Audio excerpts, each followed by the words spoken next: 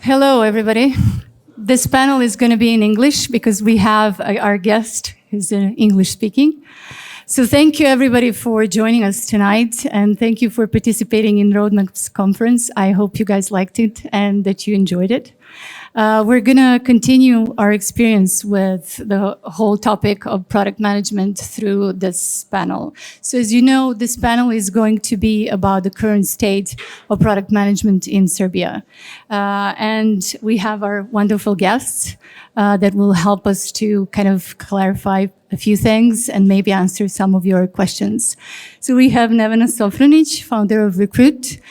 We have Nevena Stanković, recruiter from FishingBooker, Mike Pilawski, head of product from Small PDF, and Ljubomir Simin from COING, VP of engineering. I'm going to invite you to use Slido, and as you can see behind us, there's a code that you can use to ask questions. So first, I'm going to ask our guests a couple of questions that I predefined to kind of open the discussion. But once we finish that section, we're going to go into Slido and hopefully answer the most part of your questions, but we'll see how long it's going to take and what the timing will allow us. So thank you for that. Oh yes, and not to forget, as you can see, we have a media team here recording the whole event.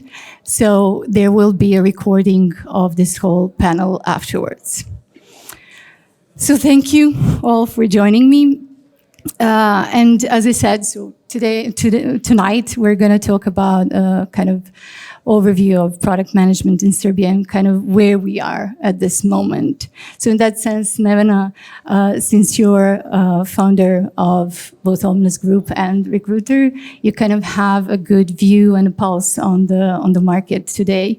So I'm kind of wondering, do you maybe notice any trends that are happening kind of in the last couple of years on our market around product roles? Well, my first impression is that we've all evolved in terms of building products. And I've recently been in San Francisco, and I've seen this in a diner. There was like a birthday thing where employees sang happy birthday. And I was thinking about how Americans are customer oriented. And we had to learn this, actually. We had to learn to become customer oriented, and we had to learn to build products. And there was a big transition from project management mindset to product management mindset. So I would say that was the first major shift I've seen in our market. And then we've all evolved into what we see today, and there are many very successful professionals among our talent. What are companies looking for within this domain? Kind of what has been the ask from recruiters in that sense? Yeah, well, what I've seen is that mainly the first positions we've had in Serbia for product management were actually development centers of startups coming from the US or even Europe and building their development centers in Serbia, which wasn't that long time ago, right? It was just a couple of years ago that we've seen our first product management positions locally. And then once we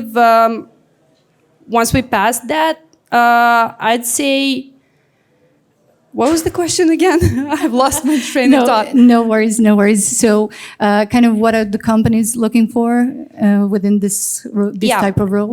That's the thing. What I've seen recently is that we have both product management and product marketing management roles, which is really important because that means that we've also learned and evolved in ways of thinking about merging the positions of sales, marketing, and product into one.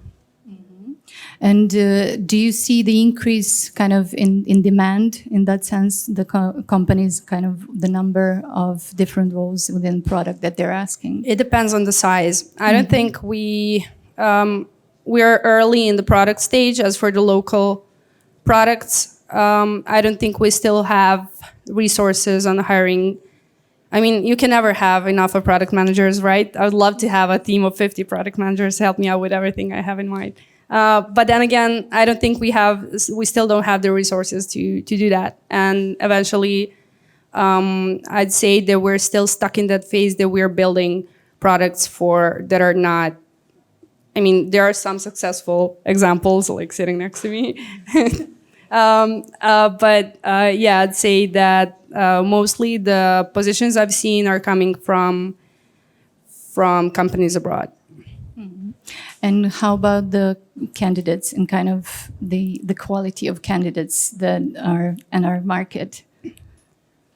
Well, we're still learning. Yeah. Yeah. I mean, starting from myself as a founder, I had to learn push my way through building a product and learning so much. And my terminology is still not that great, right? So I could never work as a product manager. But I'm learning. So I think we're all in that phase. Of course, we have, it was always the same thing with each of our communities, starting from dev communities and now up to the product community you're building. It's really important to have that critical size where people start sharing their knowledge. So I believe that was the crossroad for the product community, like getting everyone together.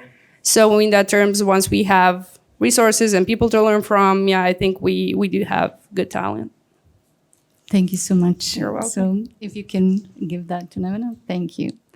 So as Nevena mentioned, there are some good examples in terms of product development, such as FishingBooker. So I'm kind of wondering, when you guys post for the product positions, how big is the response that you get? Yeah, basically, when we started hiring, we didn't know what to expect, because when you compare it to the engineering roles, which we know that right now it's really hard to fill, we were expecting like a really low response rate, but basically I can share, we started 4 months ago hiring a product manager. We had around 60 applicants in total. And in the end, we had 2 successful hires. So we believe it was really successful, let's say, process. Even though it took us 4 months in the end, we got what we were looking for from the beginning. And we also learned a lot during that phase, because we started from one thing and we encountered different CVs, different experiences, different skill set. So we also learned down the road what is that we also are looking for. As we already have 4 product managers in the company and also like a product lead, who is basically a product owner. It was actually something that we wanted to merge all those experiences and to make like one big team. Yeah, you actually gave me a good opening there. So how does your recruitment process look like? How do you select the candidates? Well, we actually divided into 3 pillars. So what we are looking for is the number one is in the engineering knowledge, or maybe like even the experience with engineering. Why is that? Mostly because what we are looking for is someone who can also take on bigger initiatives and not consult with engineering teams from the beginning, and also to know like what's feasible and what not. This is like one of the reasons why we decided to do that. And the second one, I would say like the UX knowledge as well. So basically to be able to understand the users, to be intuitive, to make the product intuitive in the end. And the third one is always like the business knowledge, so that you can lead a strategy, then you can lead that product. As we don't have project managers in the company, so the product manager also assumes the role of a project manager as well, which is really important, as it's basically you have the ownership over the product. And this is what was really important for us. So you mentioned that you actually hired 2 candidates. So Yeah. what were the deciding factors to actually choose them? Yeah, so basically among these 3 things that I previously mentioned, we also needed like them to be a company fit, a cultural fit. So we are working in a shape-up methodology, which is a bit different from Scrum or maybe other methodologies. So what we did was we actually designed our interview process based on these things. So the deciding factors were basically based on let's put it like this. So we give them a task, we give them our real product, we give them our real problem, and we expect a good narrative from them. So this is like one of the things that we really want, because we work as, we have a different type of communication, let's put it that way. And these were one of the things that we wanted. We are, let's say, when we come to gather ideas, we want to shape them in the best way possible, because we don't have deadlines, as everything is in-house. It is a company without external investors, and this is one of the things that actually made us successful in this hire in the end. Thank you so much. If you can pass the mic. Thank you. Pass the mic to Mike. Thank you. So yeah, we were talking now about the recruitment process, but I'm interested also to hear a bit what happens when there is an actual team of product managers. So maybe just you could give us kind of overview of what are the main characteristics that you're looking from your hires. Sure. Maybe I'll start with the fact that we have 4 different types of product managers in the company. So they have unique characteristics. We have growth PMs, technical PMs, for lack of a better word, let's call them feature PMs, and data/machine learning PMs. On top of that, I generally sort of look for 4 main characteristics. One is customer obsession. It's actually very interesting, but you'll find PMs that get a survey of 3,000 responses and they read every single one. And it probably takes good 7-8 hours to go through it, but then they come out with this very strong product intuition on what is needed. And then you have people who only check the quantitative responses because they look for very quick validation of an idea they already have. And you're looking for that mindset where you want the PM to really focus on what the customer is saying. I think the second big one for us is growth mindset. And essentially what we define as a growth mindset is the willingness to fail and learn from it. So for me, this qualifying thing in a PM is someone who is providing a great narrative, who can sell the results of the team. I don't want to be sold on the results. I want to have a discussion about what we've learned and what we should do next.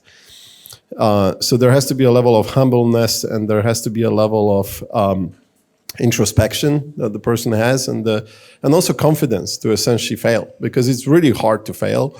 And sort of coming from 10 years in the US to Europe, I also have this observation that it's much harder to fail here. Culturally, in Europe, we tend to look at failure as failure, while Americans tend to look at this as a learning. So it's very easy to fail in America. It's hard to fail in Europe. In France and in Germany, they had a law that if you failed as a CEO of a startup and the company went bankrupt, you couldn't start a business for 5 years. That's absolutely insane if you're trying to build a startup. And that actually creates this sense that failure is bad. Instead of thinking of this as, well, that person actually has learned a lot, we should let them use that knowledge to start a second company.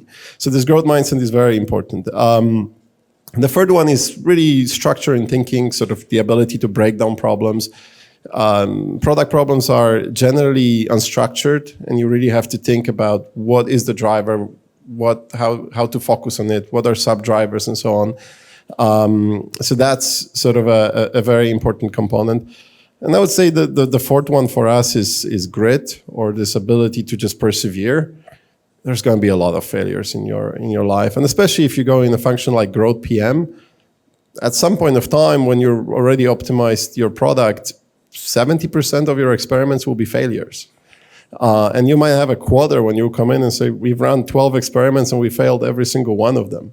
It's really hard to keep on going and thinking if you always expect to be successful very early on. So I think that's an important characteristic. And then obviously, as you look at the different types of PMs, for technical PMs, obviously engineering skills are very important, sort of very similar to how you guys are hiring. For feature PMs, we tend to emphasize the business skills, UX skills much more, growth, strong data, strong psychology, especially sort of conversion rate optimization type of psychology. And then for data and machine learning, we essentially only hire former data scientists because the process is just so different, and the rate of failure is also so high. that you need someone who has that mindset, who's done it, who knows that you might be working on a model for 3 months and at the end nothing will come out of it. And there's nothing you can do in the beginning to actually predict it. So it's just a different mindset. So I would say those roles are sort of different. And the recruitment process for them is also different. We have a different set of questions.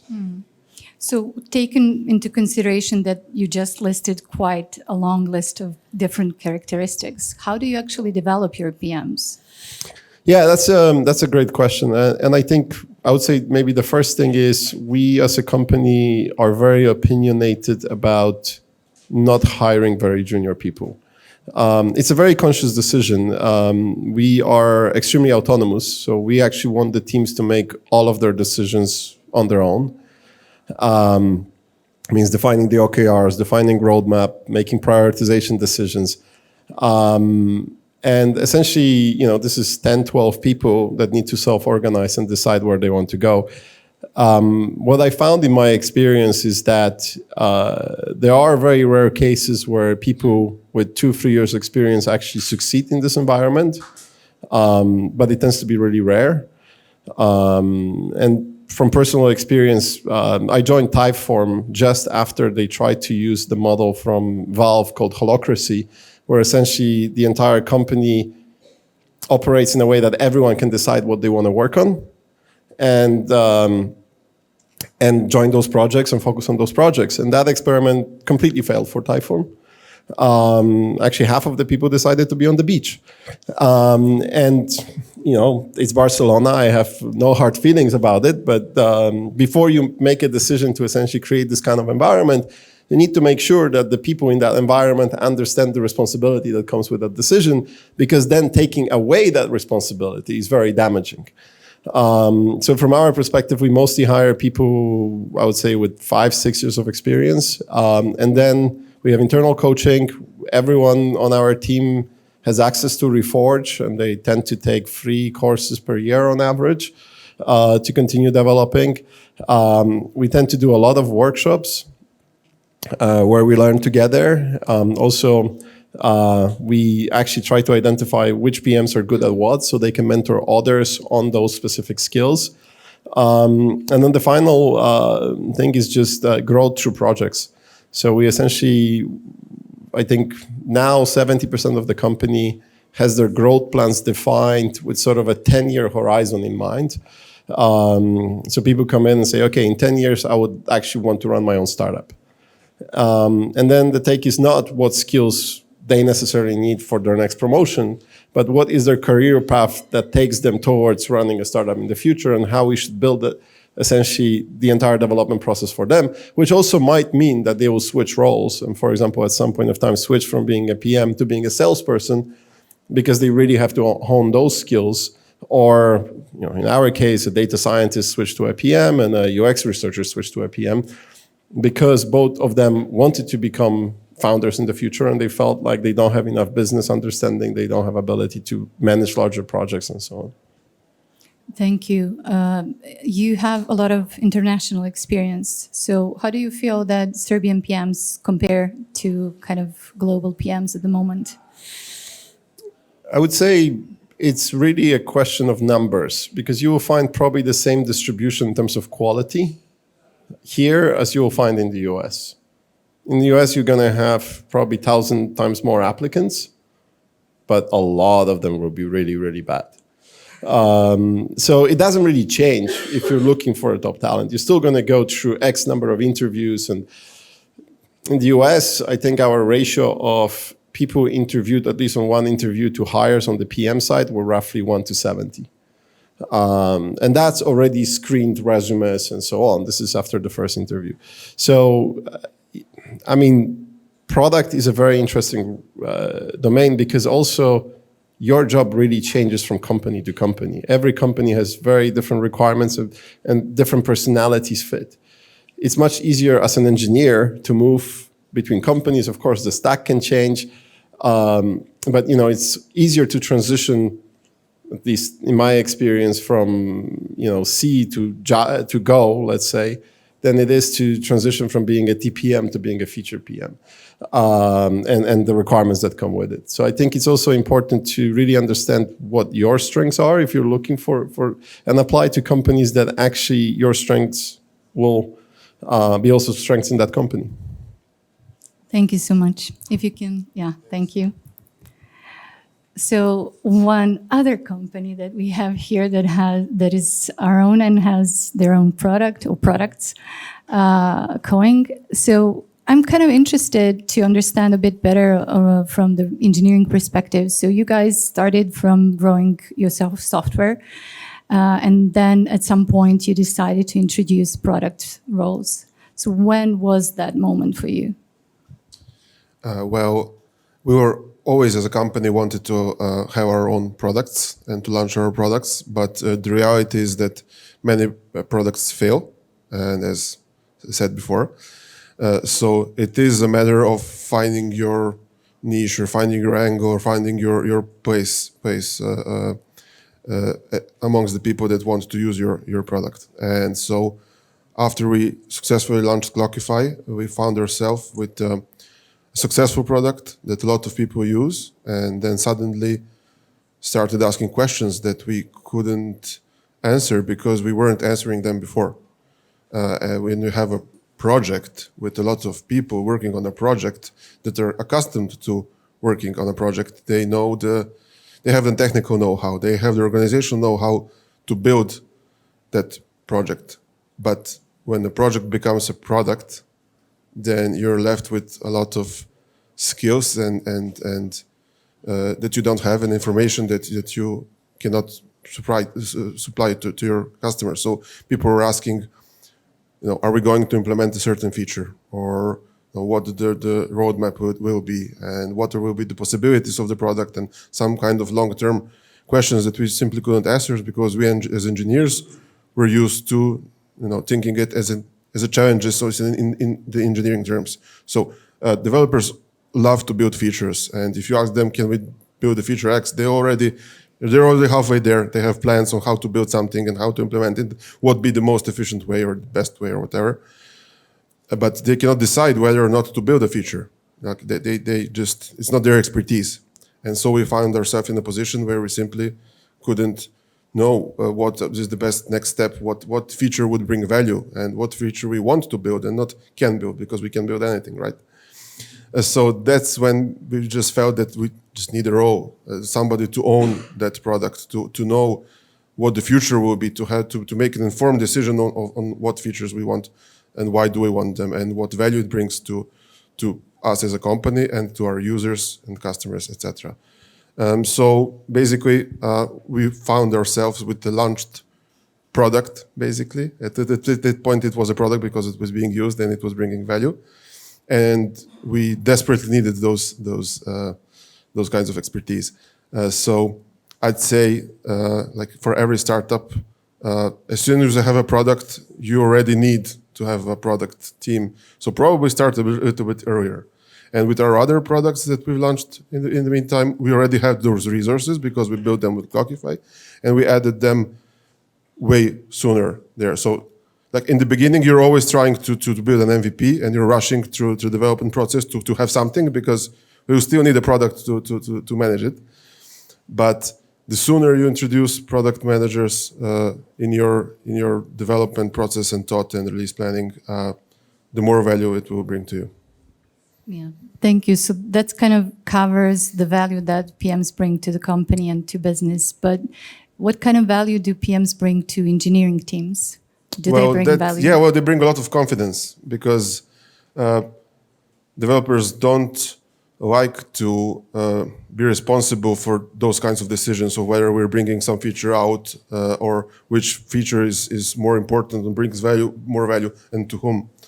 So those uncertainties are taken away when we have a product team, and I think are one of the biggest successes that I personally see when having a product team is that every question that comes from the support team or from any other like funnel that we get the customer feedback from is now being answered by the product team. So are we going to have a feature X? Are we going to change something? When are we going to do something? it's not a question for development team anymore. It's a question for a product team that owns it, and that kind of shows. Thank you. So from the beginning until now, kind of what has been how's the collaboration between the engineering and PMs been? What has changed over time? Well, the most important thing, I believe, is that the part where the product team is... So you have a product team or a person that becomes a team at some point. And you have the development team on the other side that needs inputs, basically needs specifications, needs guidance. And at the beginning, when there's one person, it's natural that with the growth of everything, it becomes overwhelmed with the volume that we have of all the features. So at the beginning, I would say that product roles were a little bit more lightweight. It couldn't answer, it could answer global questions, but not. We didn't have resources to really hone into the experience of using it and to the details of how a customer that uses that part of the product is experiencing and how useful it is. If we're talking about the APIs, how, for example, it's very technical terms, building APIs, but at the beginning we just said, okay, let's have an API for a certain feature. But with more and more people that are involved in the product team, they really hone in on the user experience, and there's more collaboration. For example, with the design team and UX, where really when we get the specification from a product team, it already has all the necessary parts to already start working on it, because we don't have to imagine anything. So the volume of work that they do is increasing, and that I believe is transferring directly to the quality of the experience that users have. Thank you so much. We're kind of wrapping up this part of predefined questions, and we're going to take questions from people that have posted in Slido. So we have a first one. Is it possible in the current Serbian market to start a career as a product manager out of university? What are the challenges? Who wants to take that one? We actually had that situation that we had a couple of candidates asking us that, like, I want to start career in product management. What do I do now? So what I said, like, start reading. That's the number one. So you need to start reading. You need to immerse yourself into the community. You need to start looking at like, what are the best practices, and looking from FishingBooker side, it is that for us was, okay, we are gonna open very soon an internship for engineers. So come here, start as an engineer, and then we will build your career towards product management. So we know what you want, and your career path will be curved towards that. So basically, you cannot become product manager from day one. But you need to basically build your own path, and this is like how we did it and how we advised our candidates when they applied for that. Thank you. So the next question is, do you think training product managers is the way to go, or should we train domain experts to perform this role? So, yeah. Thank you. I'm happy to take this, and I can actually say that I started as a PM fresh out of university. That was 20 years ago, but nevertheless it happened. I didn't even know that what the product manager role was at that point. But I had an engineering degree and a business degree, and they thought, okay, just should be the thing. I do think training is essential.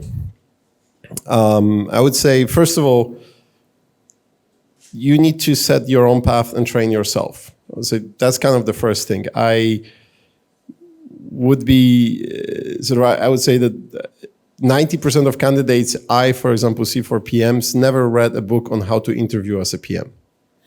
There's a great book called Crack the PM Code, and I can assure you that 80% of questions you're going to get on Google interview are covered in that book. So when people are showing up for an interview and they are absolutely unable to tackle a single question from that book, you kind of wonder, okay, are you really prepared, and are you really putting your best foot forward? if you're not training, if you expect that someone else will train you. But then I think PM field is a bit like data and engineering fields. It changes so fast, and there are so many new things coming up every single year that unless the company want to have a set of PMs whose knowledge essentially expired, they need to provide continuous training and continued development. I mean, it's very easy within 4 or 5 years of moving away from being PM to come back and realize that actually you don't know how to do 70% of the things you're being asked to do because the frameworks are changing and everything else is changing with it. I think I have another one for you. Do you have any KPIs for tracking PM's success? It's a great question. Probably I should. I don't. There's a reason I don't use metrics. Metrics tend to scare people, and they tend to avoid taking risks, and essentially they start being more incremental PMs. It's very easy to find 2%, 3%, 5% improvement in product. If you want to double the impact of the product, you definitely will have to take some leap forward. You're going to have to take some bolder assumptions and execute on them. And we want people to do that, and we want people to fail, but try and learn. At the same time, I think after 3 to 6 months, you know who's going to do well and who's not, because the PMs who do well, essentially the customer quotes and customer data comes up in conversation all the time. They are living and breathing essentially everything that they learn from the customers. And they tend to be very effective because their product intuition gets really on. And within 9 months, they don't need as much data to make decisions because they already have enough of the intuition for the market to actually predict what customers will want. And that usually defines successful PMs, because as you grow your career, you're expected to be more and more and more efficient. So there's less time to sit in front, of your SQL client and check data every single time. There's less time to go and research and find the data. You can't interview 7 customers for every single feature you're going to build. So you have to start building shortcuts and ability to make decisions faster, and that essentially comes from the product intuition. This question kind of continues on to that. So do your product managers have a direct influence on profit and loss? No, because, they do have indirect, so they have metrics that drive P&L, but since we sell only one product and we have only one price point, we cannot tie that particular product to any single team. And to be honest, when I joined the company tried to do that and actually assigned profit and loss responsibility based on where customer came from. So if the customer was acquired through a mobile app, the credit went to the mobile team. If the customer was acquired by, let's say, our core experience team on the web, they would get the credit. And the problem is, you don't want to collaborate. You don't actually want the web customer to start using mobile app because maybe the other team will start getting credit for it. So that actually started creating a friction where instead of having, a team that works closely together, you have a set of teams that compete with each other over who has bigger impact on P&L. And I thought it was destructive for the company. So we actually went away from it. I would say generally 99% of cases, giving PM a responsibility for P&L is destructive. And CPO should have responsibility for something as well. PM should have responsibility for metrics they can move within a quarter. And most PMs cannot move big revenue metrics within a quarter on their own. That's just reality of the situation. Thank you. I think this one is for Nevena. Do you prefer external hiring, example PS and PM associates, or training people from the engineering? That's a difficult one.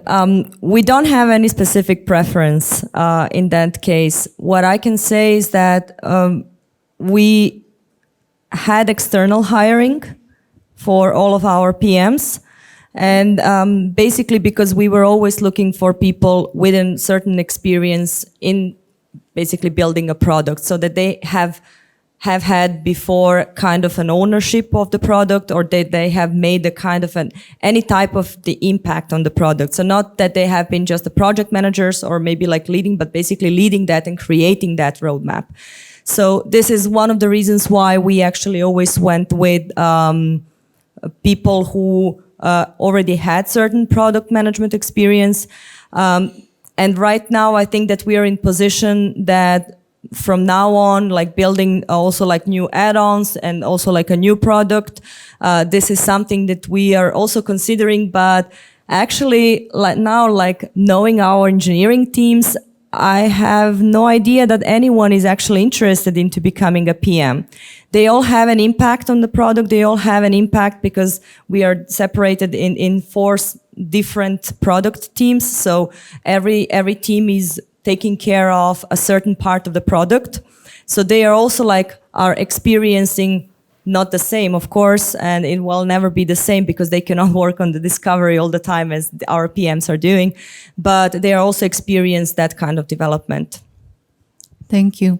I think we should give this one to Ljuba, because you, Nevena and Michael, you already guys talked about this in some way. So does PM, product team in your company own business metrics, business area, a feature, or something else? Kind of how does the split go? Well, we usually, before we formed the product team, we called them the business people.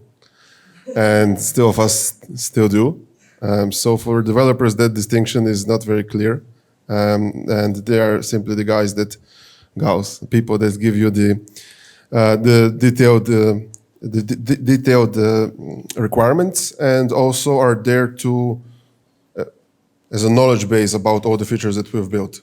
So, the features feature ideas come from different places, and some of them are driven by marketing. So there's marketing teams want to have some feature because they think it is marketable. Sales people want to have a certain feature because it can drive a sales, and they usually have an incentive to sell something.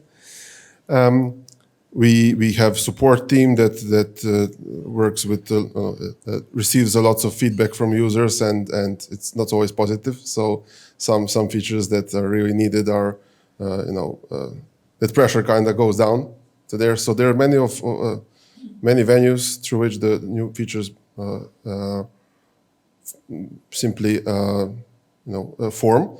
And well, the product team is the one that takes all of that into consideration and builds the product. So even the business decisions, like if we have a business incentive to do something, still goes through the product team, because the product team is going to be left with that product and is only responsible for what it is. So I'd say product team has a say in almost everything is enough a shape of the product. Yeah, I have an additional question, just maybe to clarify on what was asked. So is a single PM responsible for the entire product, for instance, Clockify? Mm-hmm. Or do you have multiple PMs? No, it's not kind of possible. How is that split? Yeah, it's simply not possible, because Clockify is way too big for for one person to even have a good understanding of all the features in a detailed enough way to actually own it. So we're split. So they're also split between multiple people, but they also can change, because, like Mike said, sometimes there's some people grow an affinity to a certain feature or would like to try a different role, etc. So we have a team that is growing and that is dividing the ownership of the Clockify between them. And it can change from time to time, but it's definitely a team of people, and it's with the rate of growth, it's really not possible for one person to be responsible for a product. Thank you. So the next question is, how do you make sure your business strategy is aligned with your product strategy? So I'm guessing that's for Mike. Good luck. So I've been asked this question a lot. And I always wonder what people actually mean by strategy, because strategy is like product manager. It has so many different definitions that it's hard to kind of agree on what it actually is in the end. I think for us, strategy is really just a few simple things. Who your customer is. That is defined on the company level. So if I see a roadmap that is targeting someone who's not our customer, we simply have a conversation and align around that. Business model. We are a subscription business, so we don't introduce products that have other types of monetization or products that are not consumed frequently enough for people to actually be willing to pay a subscription. It's the go-to-market, delivery, how you market, and that's mostly it. And then the mission of the company defines what we do as a product or what problem we want to solve on the higher level. So you could say the problem is that. And that's all we need to provide to PMs to essentially make sure that their roadmaps are aligned with that. Each and every team has their own mission and has their own set of metrics that rolls up to our revenue metrics. So they know whether they are actually progressing because they know they are moving their own metrics. Those metrics might not be necessarily business metrics per se. They might be something like number of signatures generated from our e-sign tool or the average rate at which people sign contracts. There could be UX metrics like customer effort score or NPS. Then can be technical metrics. So we have teams that obviously, like, we run an API and we have SDKs. So we need to talk about availability, performance, quality, and all of those metrics, and they might be part of their mission. We know that they impact the revenue, and we know how, we know what's the level of correlation between those metrics, so that helps. But essentially, landing metrics they can control and giving them mission on which they can focus and they can understand, we already are aligned. Maybe it's also a factor of the organization. We're only 150 people. I think in terms of scale-ups, the largest one I've been with was 400 people, and it still wasn't a problem.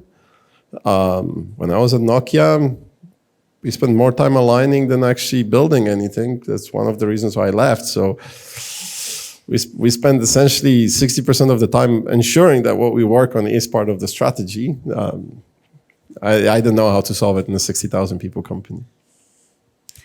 Thank you. Yeah, I think this one is, again, for you. What do you find more challenging, working in a B2B or B2C environment? I think it very much depends on what you like to do. And I would say there are also different B2Bs.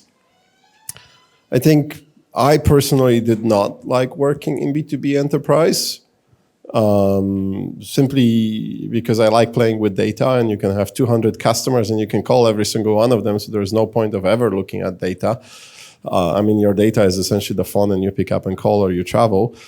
The other part of working within a B2B enterprise is that big customer of yours that pays you $5 million a year, they know they are the big customer of yours, and they know they have influence at the next contract renewal, and they will probably come with a bunch of features and tell you that your roadmap sucks because they have a roadmap for what you should be building.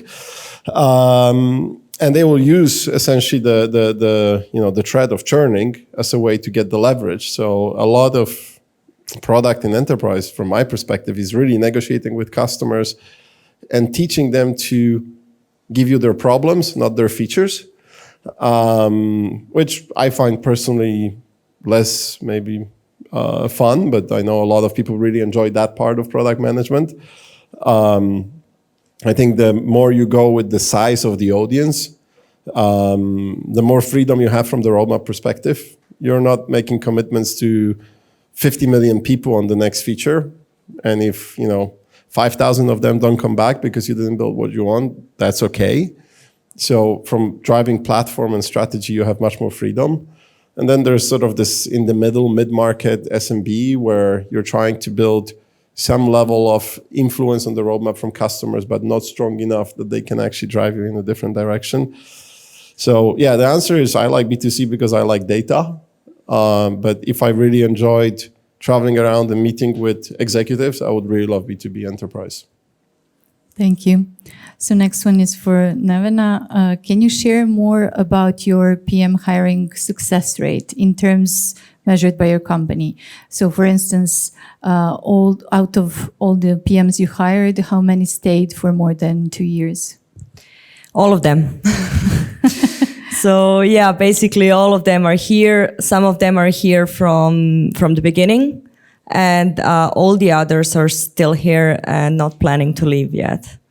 It's basically the last PM that we hired, except for these two that are starting soon, was a year ago, right? Yeah, I still didn't join FishingBooker back then. That's why I'm looking there.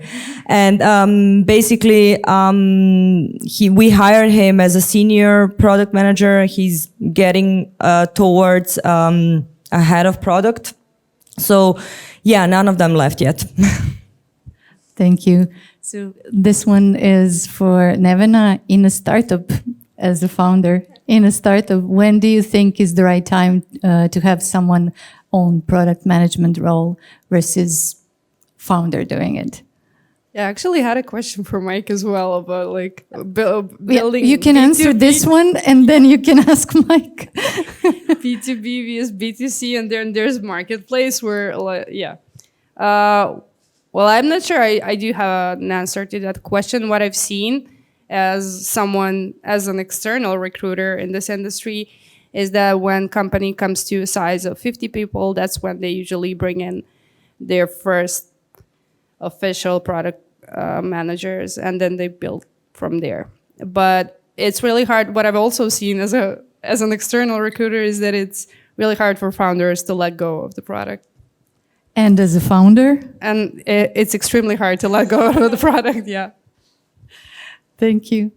The next question, what do you think of associate PM programs as a starting point for graduates? We're currently trying it. So we kind of commented that one. I don't know if anybody has anything to add more on that. Mike, you can add as you were the one. I think they're awesome. I think if you have a chance to join, because to be very honest, I'm not aware of a single university that really teaches well how to be a product manager. So this is really a true university. I know a lot of people who want to be general managers go, for example, to McKinsey or Boston Consulting Group for 2-3 years, and that essentially sets them up to grow very high.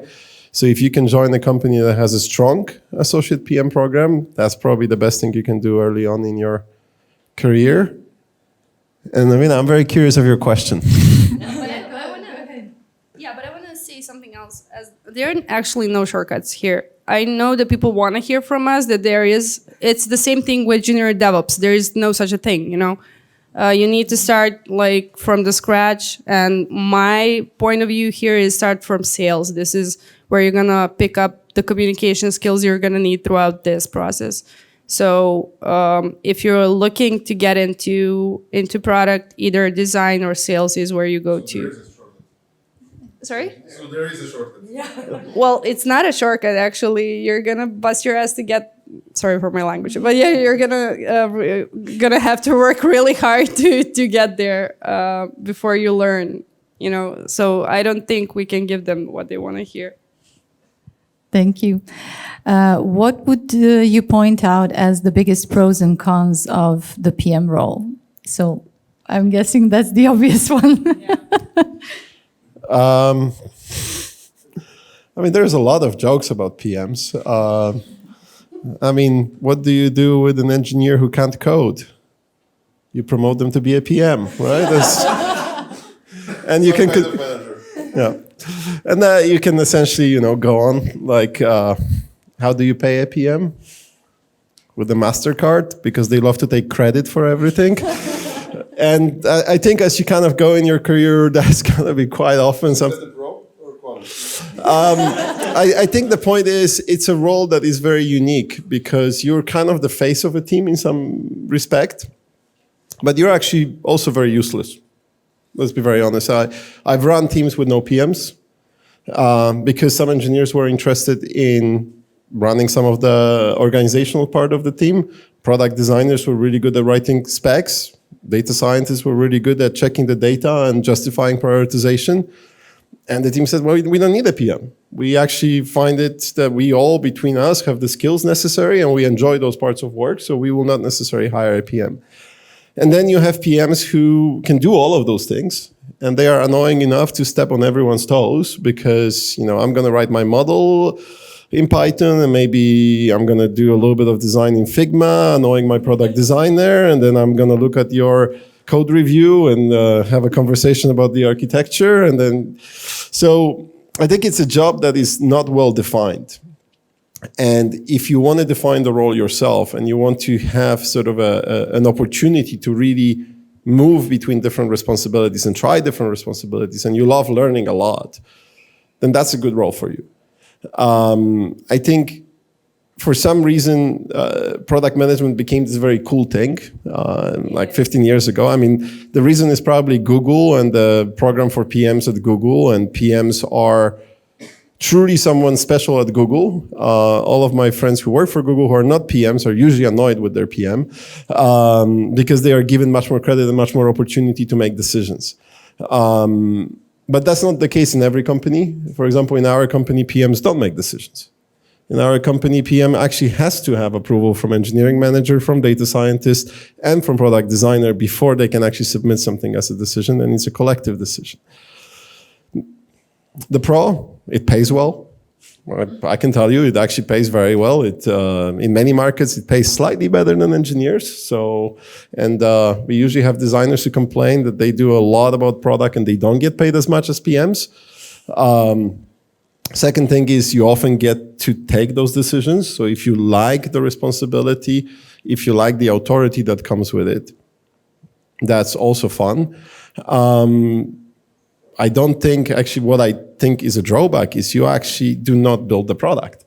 You collect requirements, but the people who build the product are truly the product designer and the engineers. You kind of tell them what they need to build, but you're not actually the builder. So I find that personally frustrating from time to time. And I think switching jobs is very frustrating because every company is looking for someone else. So you have to spend a lot of time researching the company and trying to figure out what they actually want before you even go for an interview. They might ask you the same question, but want exactly the opposite answer than the previous company you went to.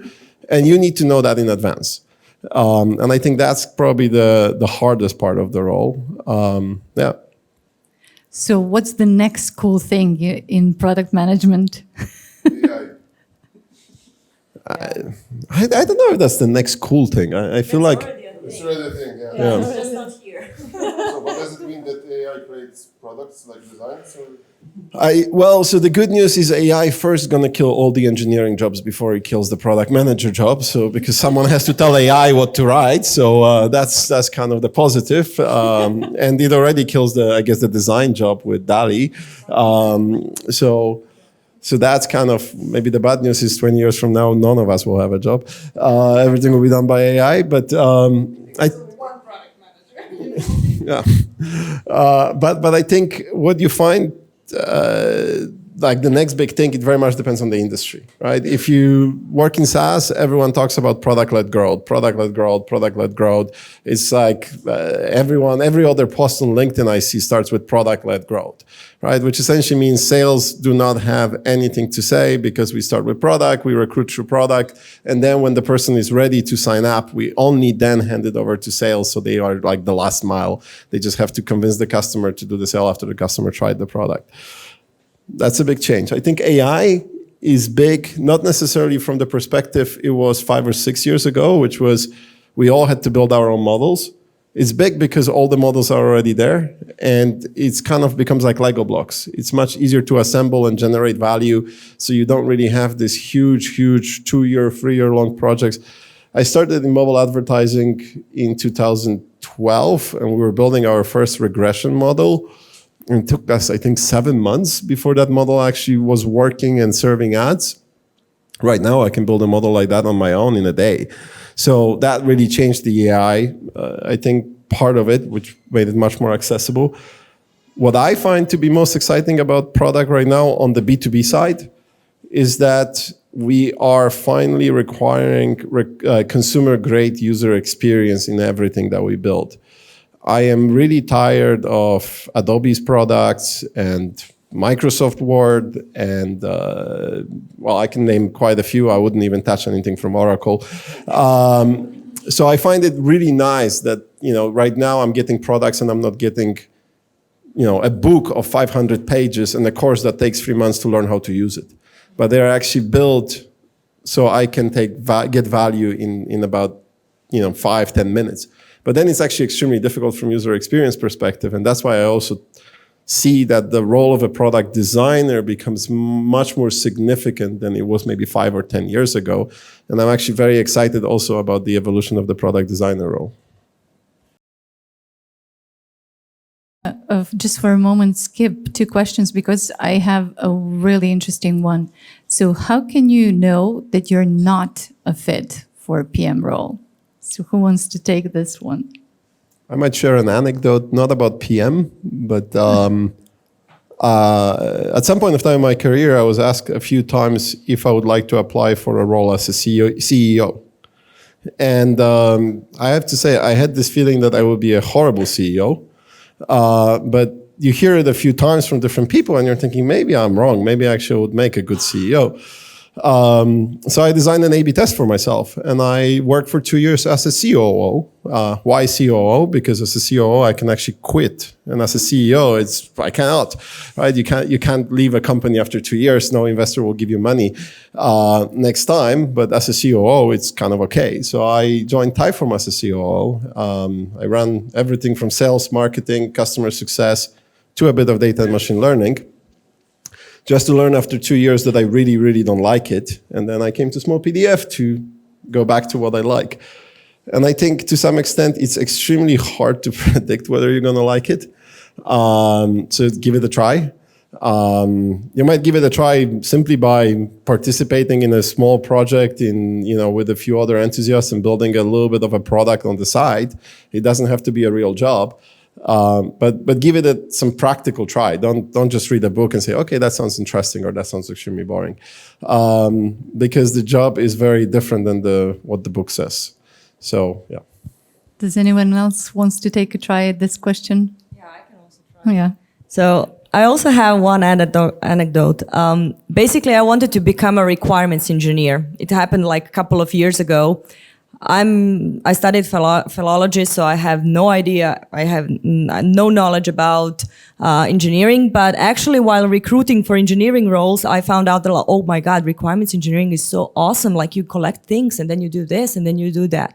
So it was really awesome. And then in my previous job, I got an opportunity to kind of take similar role, but not engineering one, more of a product owner.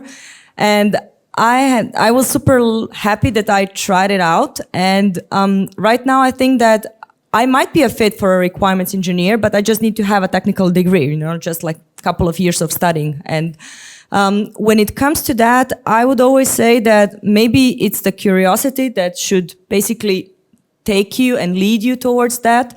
And also like customer obsession. So if you try and take on a smaller project or something similar, that you can actually see that, okay, there is a passion for this. And nobody can tell you that you're not a fit for a PM role. So you can do, I don't know, you can do gardening and then you want to become one day a PM. There is a way, there is a long road, but still there is not a no if there is a passion and willingness for you to learn that. Thank you. So just to check, anybody else? Yeah. I see a question about Slack. I would love to. Yeah, so that's the next one. That's the next one. So, and it is for you. So considering what you said with respect to B2B, where would you put Slack or Figma in this picture? It seems they didn't follow execs, did they? So I don't know what it means follow execs. But I can tell you that I had actually a brunch this Saturday with a few people from Slack, and they hate their CEO because he's involved in every single product decision. You can never predict what he's going to say. It's impossible to guess what Stu will come up next. And then he drops at you 3 headliners and you have to figure out what product to build from that. And it might take 3 years to build it. And he kind of hopes that you will figure it out. And then you go to the next product review and he tells you it's exactly the opposite of what I wanted. So I don't know about Slack not following the execs. I think Stuart is very hard not to follow, and everything really rolls up to them. And he still interviews every single PM who joins the company, and it's a huge company. So it is very much a top-down heavy company, and they were actually complaining because one of them moved from Notion to Slack to essentially escape a founder who doesn't want to give up reins and is also extremely controlling and defining every single feature. And they ended up at a much larger company where they have exactly the same problem. So I don't have an anecdote about Figma. I have friends working, but they've never complained about the PMing organization. But if you're interested in product-led growth, actually both companies are extremely good examples of a really good product-led growth. I think with Figma, the most famous thing about their founder was that he actually spent 2 years traveling around the world, essentially meeting with every potential customer he could hear about and observing how they work around design to really understand what is missing on the collaboration side and the design side before he actually got ready to fully specify the first version of the product and release the product.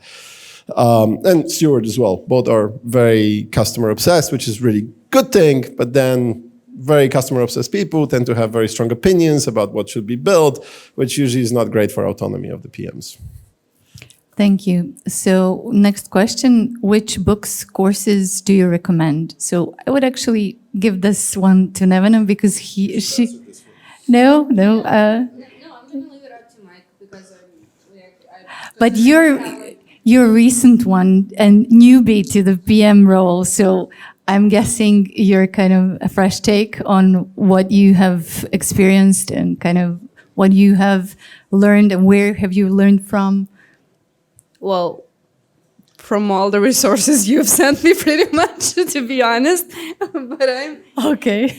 Yeah, but as she mentioned, curiosity is probably the game changer here. So I'd say that I'm not gonna give you a name right now.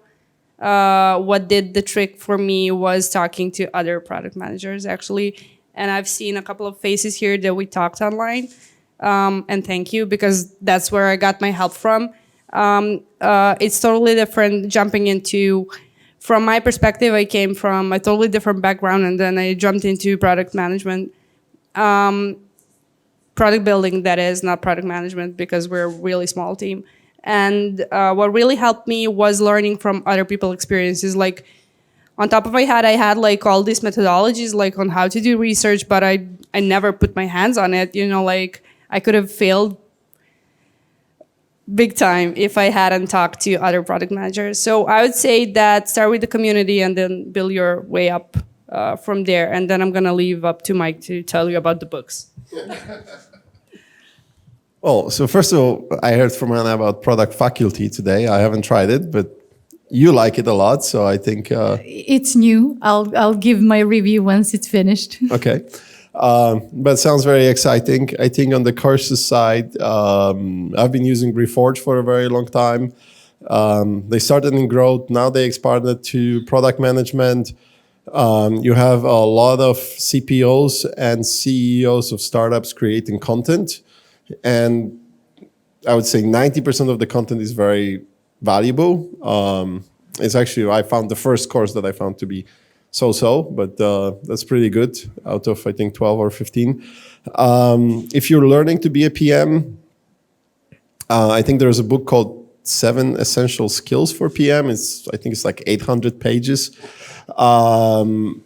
It's actually really good. And if you manage to read it and learn it, you'll probably have the same knowledge as someone with 4 to 5 years of experience, at least in theory. So you can sound like someone with 4 or 5 years of experience. Crack the PM code if you want to get a job with the big tech companies like Google, Facebook, Amazon, and so on. They actually cover their interviews, really good at summarizing the skills you need to have. And if you want more of 10,000 feet view on product management, I would say anything from Marty Kagan. I just always found his book not to be practical enough, so you can actually, especially as a junior, sort of maybe senior PM, take directly. It's kind of feel like you have to be almost VP of product to be able to apply some of the things he says, because there are often already policies in the companies you work in. Thank you. And this last one, it's actually not a question, it's a joke, which is kind of, yeah, or a statement, depends how you take it. But it's an appropriate one, and it's a nice closing to this conversation. So product management is like a refrigerator. If it works, nobody notices anything. If it fails, things start to stink.